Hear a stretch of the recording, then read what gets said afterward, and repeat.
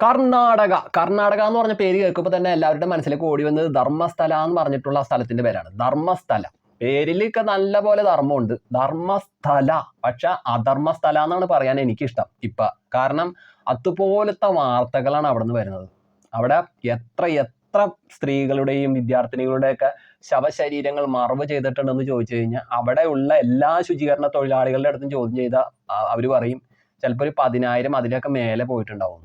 അങ്ങനെ പറയുള്ളൂ. അതുപോലത്തെ വാർത്തകളാണ് വരുന്നത്. അതിൽ ഒരു ശുചീകരണ തൊഴിലാളി ഇതിന് വാർത്തയ്ക്കൊക്കെ ആയി കഴിഞ്ഞപ്പോൾ പുള്ളിയുടെ മനസ്സിൻ്റെ അകത്ത് തോന്നിയ കനത്ത ഭാരവും ആ പശ്ചാത്താപവും ഒക്കെ കൊണ്ടായിരിക്കാം പുള്ളിക്കാരെ 2 അഭിഭാഷകരുടെ അടുത്ത് പുള്ളിക്കാരൻ അയാൾ തുറന്നു പറഞ്ഞു, ഞാൻ കുറേയേറെ മൃതശരീരങ്ങൾ, സമീപ പ്രദേശങ്ങളിൽ നിന്ന് കിട്ടിയ മൃതശരീരങ്ങൾ, ആരോരുമില്ലാതെ അനാഥമായി കിടന്ന മൃതശരീരങ്ങൾ മറവ് ചെയ്തിട്ടുണ്ട്.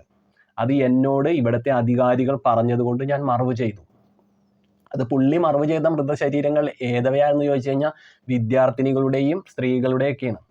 അത് ഒരു നൂൽബന്ധം പോലും ഇല്ലാത്ത മൃതശരീരങ്ങൾ, ലൈംഗികമായിട്ടുള്ള അതിക്രമങ്ങൾ നേരിട്ട മൃതശരീരങ്ങൾ, ശരീരത്തിന്റെ പല ഭാഗങ്ങളും തകർത്തിരിക്കുന്ന മൃതശരീരങ്ങൾ, കണ്ണും മൂക്കും മോറൊക്കെ അടിച്ച് തകർത്ത് കളഞ്ഞിരിക്കുന്ന മൃതശരീരങ്ങൾ, അവരുടെ ലൈംഗിക അവയവങ്ങൾ വരെ കല്ലുകൊണ്ട് ഇടിച്ച് ചതച്ച മൃതശരീരങ്ങൾ, അങ്ങനെയുള്ള മൃതശരീരങ്ങളൊക്കെ പല ഭാഗത്തു നിന്നും അനാഥമായി കിടന്നപ്പോൾ അതൊക്കെ എന്നോട് മറവ് ചെയ്യാനായിട്ട് ഇവിടുത്തെ അധികാരികൾ പറഞ്ഞതായിട്ട് മുൻ ശുചീകരണ തൊഴിലാളി അദ്ദേഹം വെളിപ്പെടുത്തിയിരിക്കുന്നു. അദ്ദേഹം ഈ കാര്യം പറഞ്ഞത് 2 അഭിഭാഷകരോടാണ്. അത് കാരണം രക്ഷപ്പെട്ട്. അല്ലെങ്കിൽ അറിയാലോ, നേരിട്ട് ഓടിച്ചെന്ന് വേറെ ആരെങ്കിലോടെ പറഞ്ഞിരുന്നെങ്കിൽ അവരപ്പം തന്നെ ഒരു തോക്കെടുത്ത് ടിഷ്കു ഇങ്ങനെ ചെയ്യും അല്ലേ. അധികാരികൾ എന്ന് പറയണ അധികാരവർഗത്തിന് പിടിച്ച കാമപ്രാന്തില് വീണുപോയ പാവം പെൺകുട്ടികളുടെ ശവശരീരങ്ങളാണ് ഇയാൾ അവിടെ ഇവിടെയൊക്കെ ആയിട്ട് കുഴിച്ചു മൂടിയിട്ടുള്ളത്. അപ്പൊ ഈ ശുചീകരണ തൊഴിലാളിക്ക് ഇപ്പൊ എന്ന് പറഞ്ഞു കഴിഞ്ഞാൽ ഇപ്പോഴത്തെ അവസ്ഥ എന്ന് പറഞ്ഞാൽ നല്ലപോലെ ജീവനിൽ ഭയമുണ്ട്. അദ്ദേഹത്തിന്റെ ജീവൻ ഏത് നിമിഷവും നഷ്ടപ്പെടാമെന്നുള്ള അവസ്ഥ അദ്ദേഹത്തിന് തോന്നലായിട്ട് മനസ്സിൽ ആശങ്കയായിട്ട് വളരുന്നുണ്ട്. കാരണം ഇത്തരം വെളിപ്പെടുത്തലുകൾ പുറത്തു വിട്ടത് കൊണ്ട് തന്നെ അദ്ദേഹം ഭയത്തിലാണ്. ഓജസ്വി ഗൗഡ, സച്ചിൻ ദേശ്പാണ്ഡെ ഈ 2 അഭിഭാഷകരോടാണ് ഈ ശുചീകരണ തൊഴിലാളി ഇങ്ങനെയുള്ള ഈ രഹസ്യങ്ങളൊക്കെ പറഞ്ഞത്. അതുകൊണ്ട് തന്നെ അവർ വഴി പോലീസ് അറിഞ്ഞു, പോലീസ് അങ്ങനെ മാധ്യമങ്ങൾ അറിഞ്ഞു, പിന്നീട് ലോകം അറിഞ്ഞു. ഇപ്പോഴും കർണാടകയിലെ പല മാധ്യമങ്ങളും ഈ അധികാരവർഗത്തിനെയൊക്കെ പേടിച്ചിട്ട് ഈ വാർത്തകളൊന്നും കൊടുക്കുന്നില്ല. ഇപ്പം ഈ ന്യൂസുകളൊക്കെ പുറത്തു വരുന്നത് ഇപ്പോൾ കേരള മാധ്യമങ്ങളിലൂടെയും പിന്നെ അതുപോലെ തന്നെ ഇംഗ്ലീഷ് മാധ്യമങ്ങളിലൂടെയൊക്കെയാണ്. ലോകം അറിഞ്ഞിട്ടുണ്ട് എന്തായാലും ഈ സംഭവം.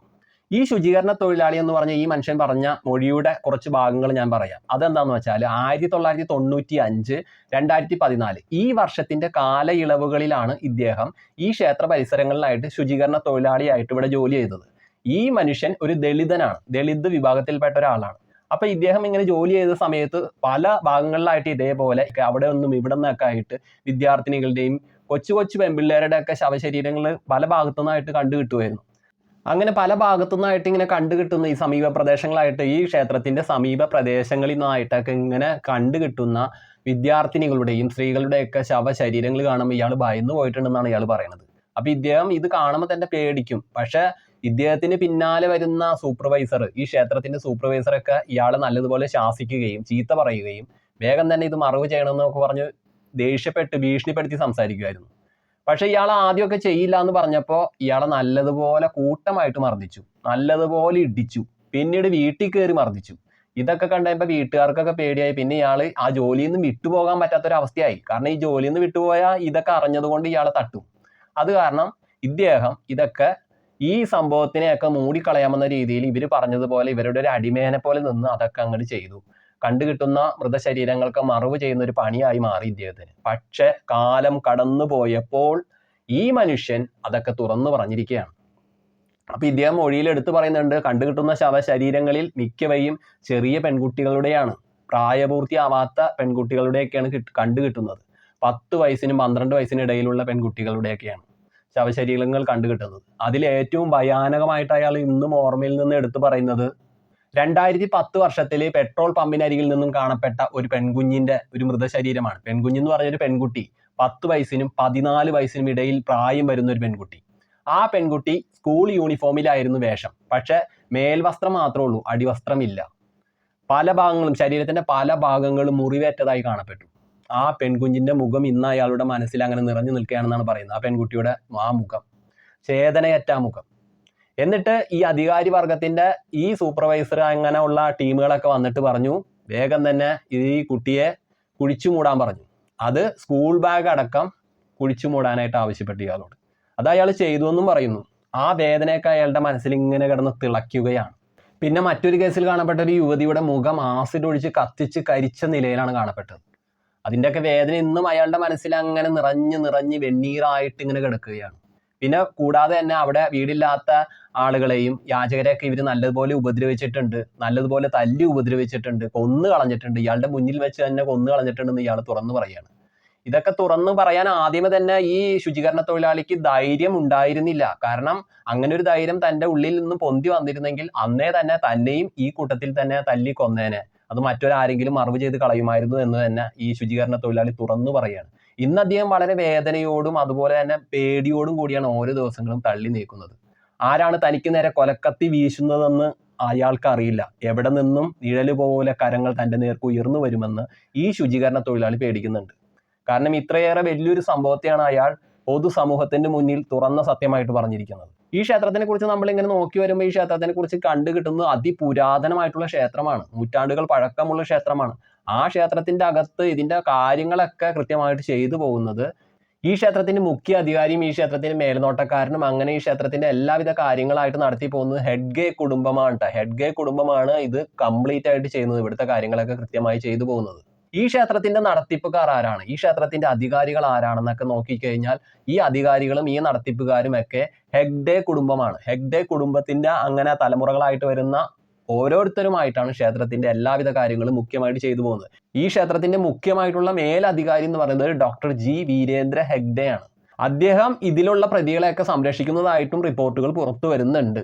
പക്ഷെ ഇത് നമ്മൾ പ്രത്യക്ഷത്തിൽ നോക്കുമ്പോൾ ഈ ശുചീകരണ തൊഴിലാളി പറഞ്ഞ കാര്യങ്ങളെ കൃത്യമായി പഠിക്കാനോ അതിന് മുൻതൂക്കം നൽകി പ്രതികളെ പെട്ടെന്ന് പിടിക്കാനുള്ള ഒരു വ്യഗ്രതയും ഇവിടെ കാണപ്പെടുന്നില്ലെന്നാണ് വാർത്തകളിൽ നിന്നും പുറത്തു വരുന്ന സത്യം. കാരണം മേലധികാരികൾ, രാഷ്ട്രീയക്കാർ, പോലീസുകാർ, അതിന്റെ മേലിരിക്കുന്ന ആരാണെന്ന് വെച്ചാൽ അവരൊക്കെ ഈ കേസിലുള്ള പ്രതികൾ പുറത്തു വരരുതെന്ന് ആഗ്രഹിക്കുന്നുണ്ടെന്ന് നമുക്ക് പെട്ടെന്ന് തന്നെ മനസ്സിലാകും. ഒന്ന് ചിന്തിച്ചു നോക്കൂ. പാവപ്പെട്ട കുടുംബത്തിലെ പാവപ്പെട്ട കുഞ്ഞുങ്ങളെയാണ് ഇവർ ഉപദ്രവിക്കുന്നത്. ആ ക്ഷേത്രത്തിൽ ദർശനത്തിനെത്തുന്ന പ്രായപൂർത്തിയാവാത്ത വിദ്യാർത്ഥിനികളെ, സ്ത്രീകളെയൊക്കെ ഇവർ നോട്ടമിട്ടിരിക്കും. എന്നിട്ട് ഇവര് പതുക്കെ ആരോരും അറിയാതെ തട്ടിക്കൊണ്ടുപോകും. ബലാത്കാരമായിട്ട് ക്രൂരമായിട്ട് അതിക്രൂരമായിട്ട് കൂട്ടം ചേർന്ന് പീഡിപ്പിക്കും, പലയിടത്തും വെച്ച് പീഡിപ്പിക്കും. എന്നിട്ട് കൈമാറി പീഡിപ്പിച്ച് ഒടുവിൽ എവിടെയെങ്കിലും വെച്ച് കല്ലുകൊണ്ടോ കത്തി കൊണ്ടൊക്കെ ഇടിച്ച് ചതച്ച് ആ പാവപ്പെട്ട പെൺകുഞ്ഞിന്റെ ശരീരം മുറിവേൽപ്പിച്ച് മുറിവുണ്ടാക്കി അതിലാനന്ദം കണ്ടെത്തി ആ പാവത്തിനെ കൊന്നുകളയും. സ്വകാര്യ ഭാഗങ്ങളിലൊക്കെ മണ്ണ് നിറയ്ക്കുകയും അതേപോലെ കനത്ത ഇരുമ്പ് ദണ്ട് കൊണ്ടൊക്കെ അടിച്ച് വീഴ്ത്തുകയും ക്രൂരമായ വിനോദങ്ങളിലൂടെ തന്നെ ആ പെൺകുട്ടിയെ നിഷ്കരുണം അവർ ഇല്ലാതാക്കും. ഇതൊക്കെ ഞാൻ എൻ്റെ മനസ്സിൽ നിന്ന് എടുത്ത് പറയുന്നതല്ല. ഇത് ആക്ഷൻ കൗൺസിലിൽ വർക്ക് ചെയ്യുന്ന ജയന്ത് ടിയുടെ വാക്കുകളാണ്. ജയന്ത് ടി എന്നുള്ള മനുഷ്യൻ കുറേയേറെ സത്യങ്ങൾ അങ്ങനെ ലോകത്തോട് വിളിച്ചു പറയുകയാണ്. ആ നരാധമന്മാരെ പുറത്തു കൊണ്ടുവരാൻ, സത്യത്തിന്റെ മുന്നിൽ കൊണ്ടുവന്ന് നിർത്താൻ വേണ്ടിയിട്ട് ജയന്ത് ടി എന്ന് പറയുന്ന ഈ മനുഷ്യൻ നല്ലതുപോലെ പരിശ്രമിക്കുന്നുണ്ട്. ഓരോ ചാനൽ ചർച്ചകളിലും അദ്ദേഹത്തിന്റെ ശബ്ദം ഉയരുകയാണ്. കേരളത്തിലുള്ള ചില പെൺകുട്ടികളും ഈ ദുഷ്ടന്മാരുടെ ചതിക്കെണിയിൽ വീണ് ജീവനറ്റ് പോയിട്ടുണ്ടെന്നാണ് റിപ്പോർട്ടുകൾ പുറത്തു വരുന്നത്. 1979 ആ വർഷത്തിലെ ആദ്യത്തെ ഒരു കേസാണ് രജിസ്റ്റർ ചെയ്തിട്ടുള്ളത് ഇവിടുത്തെ പോലീസ്.